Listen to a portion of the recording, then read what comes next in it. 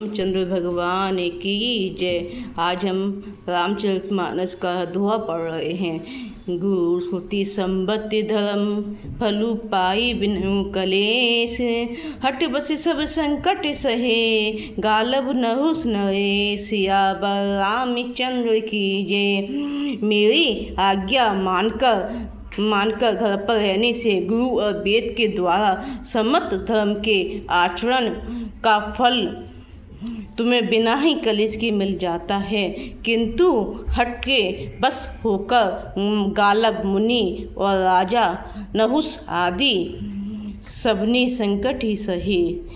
मैं पुनि करी प्रणाम प्रतिवानी, वेगी फिर सुने सुखई सहानी। दिवस जात नहीं लागई बारा, सुंदरी सिकवन न सुनऊ हमारा। सियावर रामचंद्र की जय। हे सुमुखी, हे सियानी, सुनो मैं भी पिता के वचनों को सत्य करके शीघ्र ही लौटूंगा, दिन जाते देर नहीं लगेगी। ये सुंदरी हमारी ये सीख सुनो, जो हट करूँ प्रेम बस बामा, तो तुम दुख पावु परिणामा। कनऊ कठिन भयंकर भारे, घोर घाम हिम बारी बयारी। हे बामा, यदि प्रेम बस हट करोगी तो तुम परिणाम में दुख पाओगी। वन बड़ा कठिन कलेशदायक और भयानक है। वहाँ की धूप, जाड़ा, वर्षा, हवा सभी बड़े भगवान भयानक हैं। कुसुकंटक की मग का करे नाना, चले पाए तनु प्रिय पिनु पद टाना।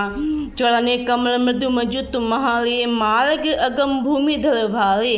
और क्या कहते हैं राम जी सीता जी से, रास्ते में कुछ कांटे और बहुत से कंकड़ हैं, उन पर बिना जूते के पैदल ही चलना होगा। तुम्हारे चरण कमल कोमल और सुंदर हैं, और रास्ते में बड़े बड़े दुर्गम पर्वत हैं। कंदर कुह नदी नद नारे, अगम अगाध न जाए निहारे। भालू भागे बक केहरी नागा, करही नाद सुनी दिया जुवागा। पर्वतों की गुफाएं, कुआं, दर्रे, नदियाँ, नद और नाले ऐसे अवज्ञ और गहरे हैं कि उनकी ओर देखा तक नहीं जाता। रीछ, बाघ, भेड़िए, सिंह और हाथी ऐसे भयानक शब्द करते हैं कि उन्हें सुनकर धीरज भाग जाता है। दोहा। श्री रामचंद्र की जय। भूमि शयन बलकल बसन, असनु कंद फल मूल। ते की सदा सब दिन मिलई, सबो समय अनुकूल। सियावर रामचंद्र की जय। जमीन पर सोना, पेड़ों की छाल के वस्त्र पहनना, कंद मूल फल का भोजन करना होगा। और वे भी क्या सदा सब दिन मिलेंगे, सब कुछ अपने अपने समय के अनुकूल ही मिल सकेगा।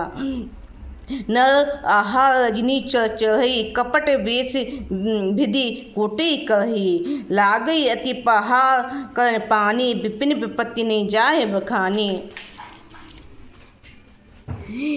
मनुष्यों के खाने वाले निचाचर राक्षस फिरते रहते हैं। वे करोड़ों प्रकार के कपट रूप धारण कर लेते हैं। पहाड़ का पानी बहुत ही लगता है, वन की विपत्ति बखानी नहीं जा सकती। बयाल कलार बेग बन घोरा, निचिसल निकल नारी नर चोरा। दर्पई दीर गगन सुधि आए, मृग लोचनी तुम भीर सुहाए। वन में भीषण सर्प, भयानक पक्षी और स्त्री पुरुषों को चुराने वाले राक्षसों के झुंड रहते हैं। वन की भयंकरता याद आने मात्र से धीर पुरुष भी डर जाते हैं। तो ये मृग लोचनी, तुम तो स्वभाव से ही डरपोक हो। अंश गवनी तुम नहीं बन जोगु, सुनई अपजो मोय देई लोगो। मानस सरल सुधा प्रतिपाली, यही की लबन पियोति मलारी। हे हंस संगनी, तुम बन के योग्य नहीं हो। तुम्हारे बन जाने की बात सुनकर लोग मुझे अपयश देंगे, बुरा कहेंगे। मानसरोवर के अमृत के समान जल से पाली हुई हंसनी कहीं खारे समुद्र में जी सकती है भला। नभ साल बने बिहनल शीला, सो के कोकिले विपिन करीला। रहुए भवन अस हृदय विचारे, चंद बंदने दुख कानन भारी।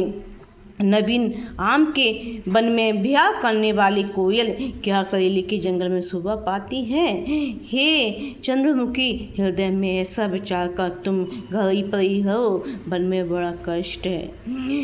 दोहा श्री रामचंद्र की जय। सहज सुवद गोस्वामी, सुख जो कहीं निसर माने, सो पछताई है गाय और अवश्य होती है तिहानी। स्वाभाविक ही हित चाहने वाले गुरु और स्वामी जी किसी को सिर पर चढ़ाकर नहीं मानता, वह हट में भर पेट पछताता है, उसके हित की हानि अवश्य होती है। सुनी मृदु वचन मनोहर पी के, लोचन ललित भरे जल सिए के, शीतल सिक दाहक भई कैसे, चकई चकई शरद चंद निस जैसे। प्रियतम के कोमल सदा मनोहर वचन सुनकर सीता जी के सुंदर नेत्र जल से भर गए। श्री रामचंद्र जी को यह शीतल सीख उनको कैसे जलाने वाली हुई, जैसे चकवी के शरद ऋतु की चांदी रात होती है।